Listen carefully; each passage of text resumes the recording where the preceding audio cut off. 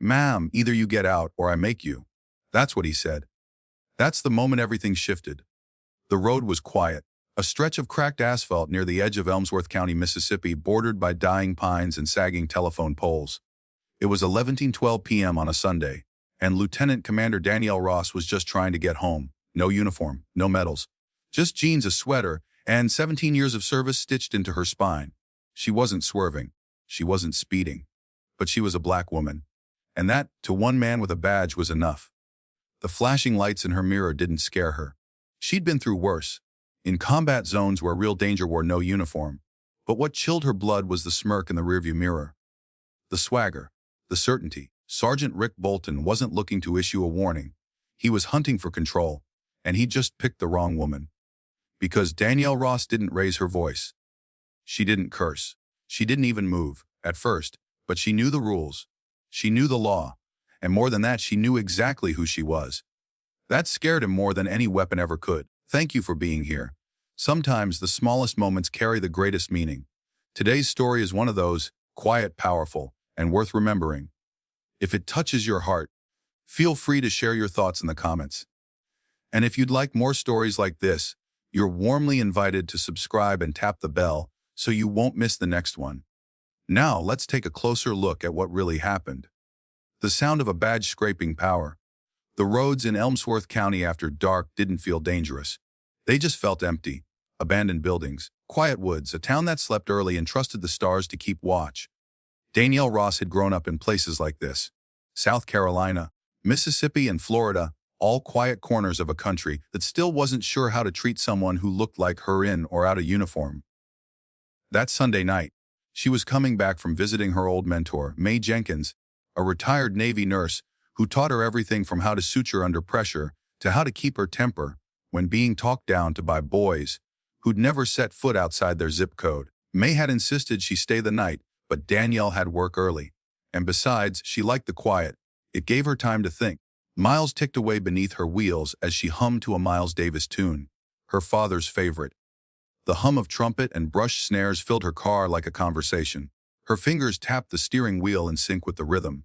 She wore no insignia, no ribbons, just a worn black sweater and jeans, her hair pulled back into a no-nonsense bun. Just another woman driving home. Then the lights appeared, red, blue, white glare in her mirror. Fast. She blinked, checked her speed. She wasn't even 3 miles over. Her stomach didn't drop. It tightened, not in panic, but preparation. She signaled, pulled over smoothly, turned down the music, put the car in park, rolled down the window just enough, and placed her hands clearly on the wheel. Her breath, calm. Her mind, racing, but trained. She didn't fumble or ask, "What did I do?" She knew better. Sergeant Rick Bolton took his time. She saw his boots first. Thick-soled, heavy, deliberate. Then the flashlight beam. He didn't announce himself. Didn't ask if she was all right. Didn't even check if she had a weapon. He just leaned in and barked. License and registration. Flat, cold, empty of intent except one control. Danielle didn't move right away. She turned her head slowly and met his eyes through the mirror. Calm. Centered. "Certainly, officer. I'll reach for them now if that's all right." No answer. Just the narrowing of his eyes. She opened her glove compartment, deliberate, no sudden movement, and handed over the documents. "Was I speeding?" she asked, voice level. Tail lights out. "Really? It was just inspected last month. You arguing with me." There it was. The trap.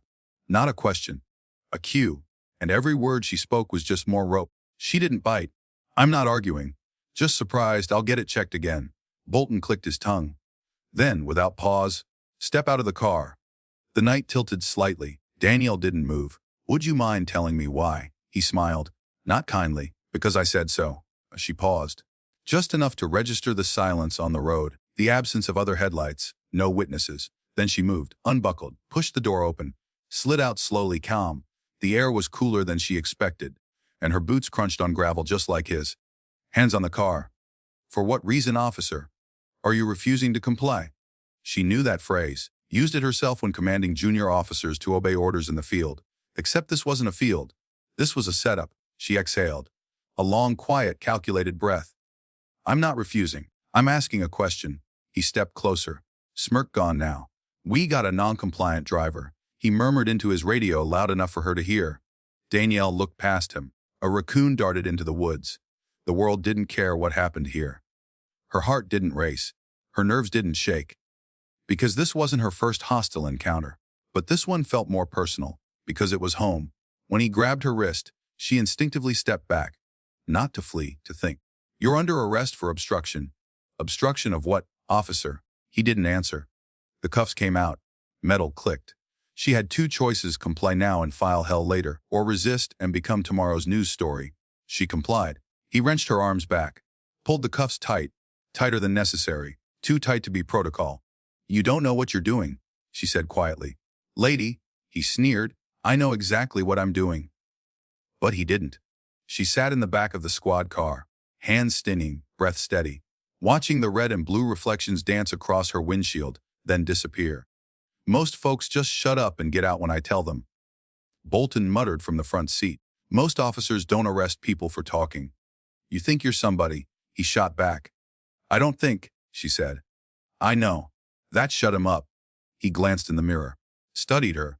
He knew now, something was different, but he didn't know what, and it made him reckless. When they reached the station, he paraded her past the front desk like a prize. No booking officer questioned him. No one offered her water.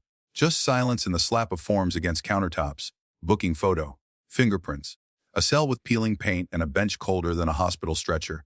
But Danielle had sat through worse conditions, worse men. And she was never afraid of being alone. She leaned back against the wall, closed her eyes, and waited because she knew what came next. Not because she was lucky, but because she was trained. And Sergeant Rick Bolton had just made the biggest mistake of his career. The courtroom doesn't blink. The walls of the courtroom weren't warm or welcoming. They were built to withstand storms, not offer comfort. But when Danielle Ross stepped through those heavy oak doors Monday morning, she didn't need warmth. She brought her own fire. No handcuffs, no orange jumpsuit. Just a sharply tailored navy blazer, a light gray blouse, and a presence that felt taller than any judge's bench. She didn't smile. She didn't scan the room for sympathy. She simply walked forward calm as ever and took her place at the defense table. Her attorney, Clara Whittaker, was already seated, stacking files with clinical precision. No lipstick, no pleasantries, just steel beneath skin. Danielle liked her instantly. We'll keep it simple, Clara murmured, not looking up. Let the facts speak. Let the video play. Danielle nodded. She wasn't here to perform.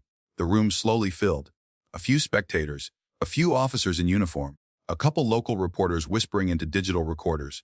But then came the unmistakable rhythm of overconfident boots on polished floors. Sergeant Rick Bolton entered, chin raised, uniform stiff with starch. He scanned the courtroom, then paused. His eyes found Danielle. She was already looking at him. He flinched. It was small, but it was real, and it meant something. The judge entered a moment later. Judge Reuben Gallagher, a man who looked like he'd lived too many lives in too little sleep. Balding, tired eyes, yet sharp as a scalpel when it mattered. He settled behind the bench, adjusted his glasses, and flipped through the folder before him. Let's proceed. The assistant district attorney, a young, confident woman named Valerie Chen, stood. Your Honor, the defense contends that Lieutenant Commander Ross was wrongfully detained, wrongfully arrested, and handled in a manner that violates both her civil rights and departmental policy. She let the words hang for a moment, then added, we also believe that Sergeant Bolton's arrest record shows a disturbing pattern, particularly involving black drivers. Bolton's face tensed. A bead of sweat formed beneath his collar. The judge turned toward him. Sergeant Bolton. Your account. Bolton cleared his throat and leaned forward. Your Honor, I conducted a lawful traffic stop. The defendant refused to comply. She became combative. She resisted a lawful order. Was she violent? No, sir. Did she raise her voice? No, sir. Did she threaten you? No, sir. Silence. So you cuffed and booked a Navy officer for asking why. Bolton shifted in his chair. Clara Whittaker stood. Permission to submit body cam footage. Your Honor, Judge Gallagher gave a quick nod. The lights dimmed. The courtroom screen lowered. A hush fell across the room. Then it began.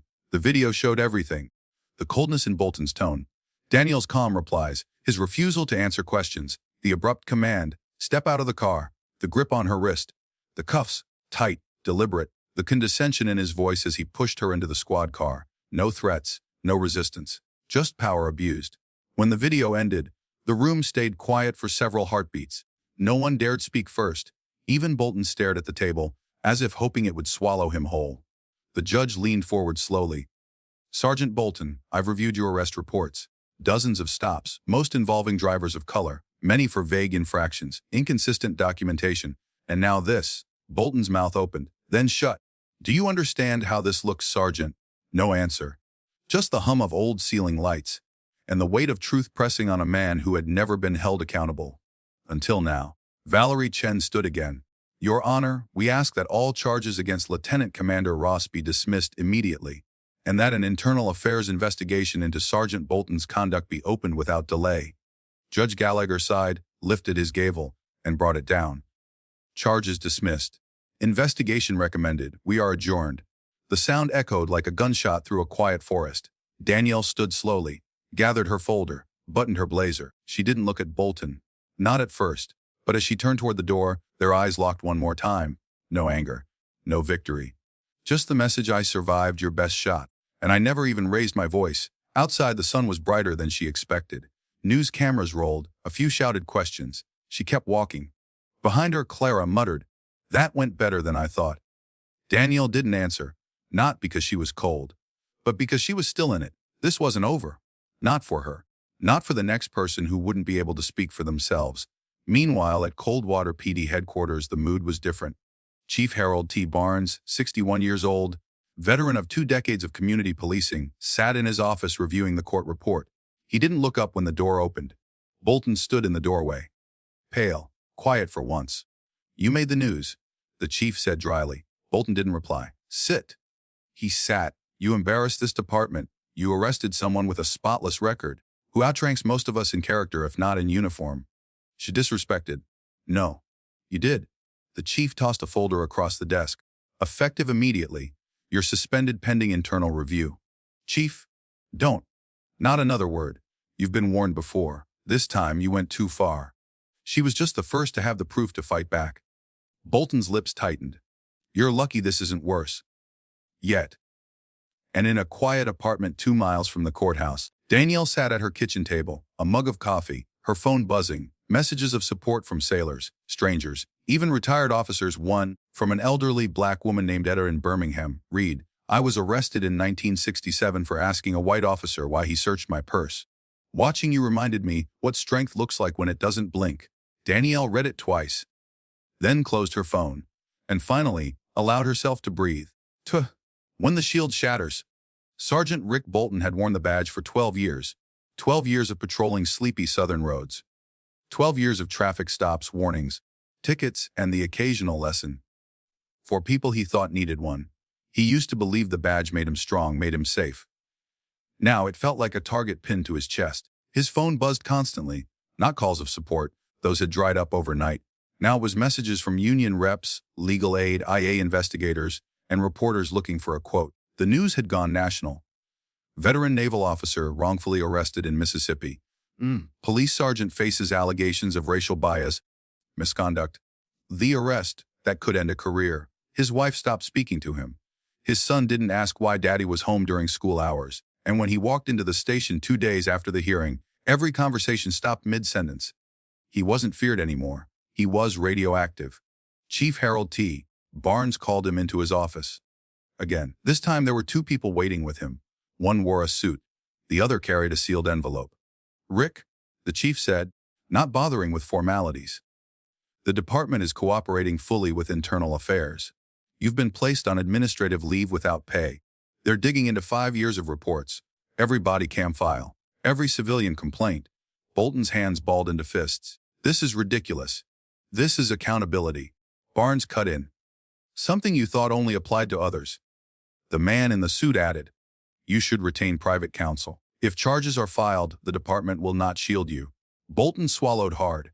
She played this, he muttered. She wanted this, no. Barnes said quietly. She wanted to get home. You made it something else. He left the station through the back door. The front was lined with cameras, not because he was famous, but because he was the example now. The one who thought the uniform would protect him, until the truth caught up faster than any cruiser ever could.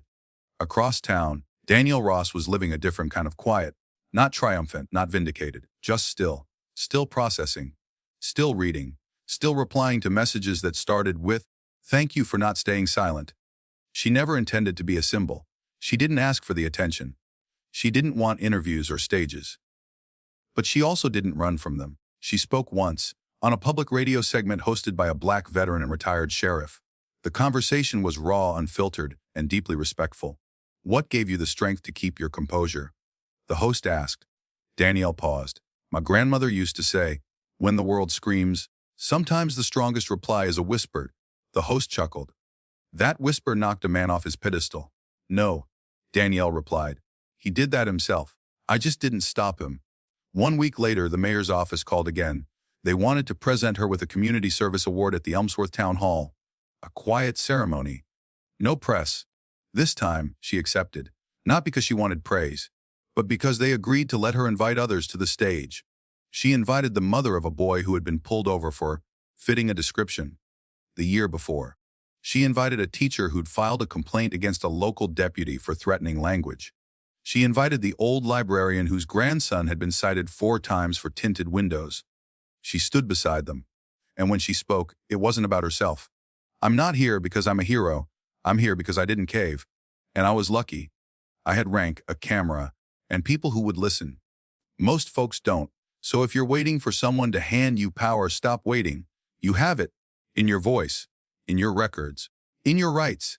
Use it, even if your voice shakes." Rick Bolton watched a clip of that speech on his phone the next day. He threw the phone across the room. It didn't break, but something else inside him did. Internal Affairs found patterns, lots of them, unnecessary escalations, disproportionate citations, racially charged language in field reports, failure to document incidents. He wasn't just reckless. He was methodical in his abuse of power. The DA's office began exploring civil rights violations. The local police union dropped his legal fund coverage, and the city quietly updated its policies on traffic stop reporting and camera activation protocols. Danielle hadn't just won a case. She'd forced a system to examine itself. That's what scared Bolton the most. She hadn't screamed. She hadn't raged. She just stood still and let the truth walk forward. Danielle's days became simpler.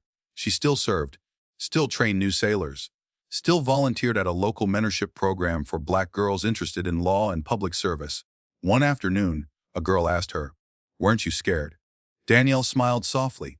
"Of course. But you didn't look scared." Oh, "That's because I didn't let fear drive the car.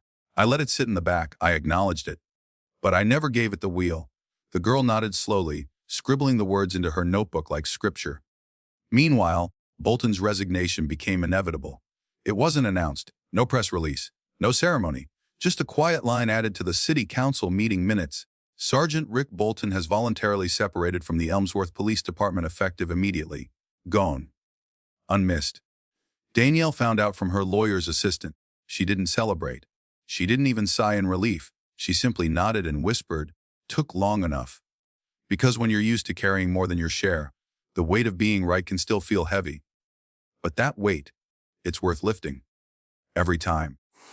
Stillness is a weapon too. The morning air in Elmsworth smelled like honeysuckle and wet pavement.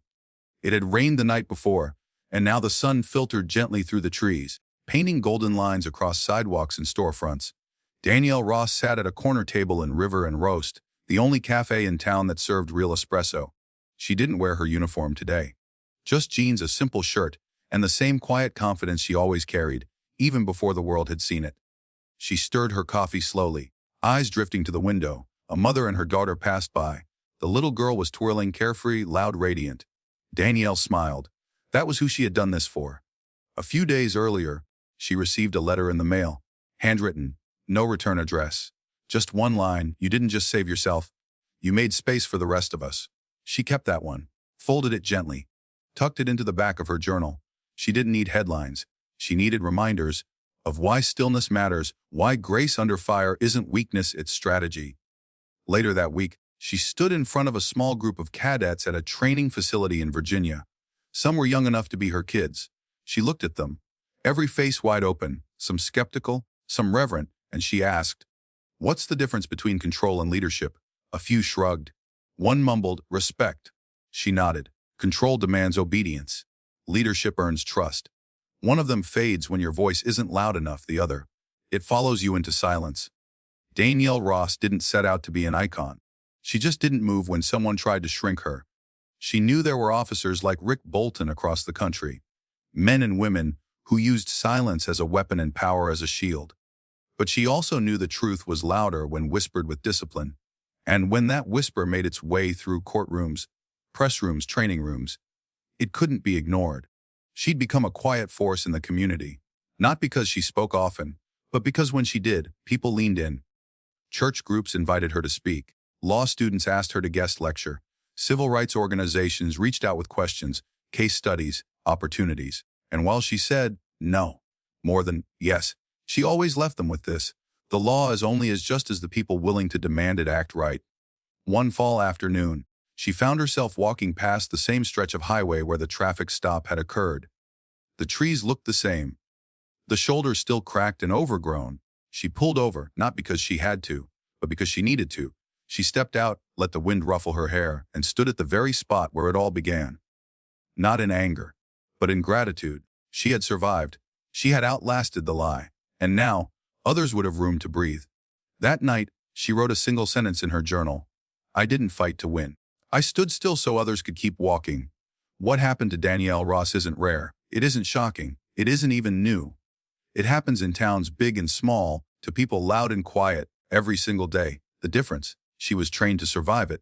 But most aren't. That's why these stories matter. Not for drama, but for clarity. Because if the system only responds to pressure, then we need to keep applying it. Danielle didn't scream. She didn't fight. She didn't film a viral video. She just didn't yield. And in that stillness, the system cracked. So, if this story moved you, share it. If it made you think, talk about it. If it reminded you of how much work is left, stay engaged. Change doesn't come from shouting. It comes from standing up, or sitting still, when everything tells you to disappear. Thank you for walking this story with us. If it touched something in you, please share your thoughts in the comments. And if you'd like more stories like this, raw, real, and rooted in dignity, you're warmly invited to subscribe and hit the bell icon so you won't miss the next one. Until then, stay steady, stay seen. And remember, even quiet strength can shake the ground.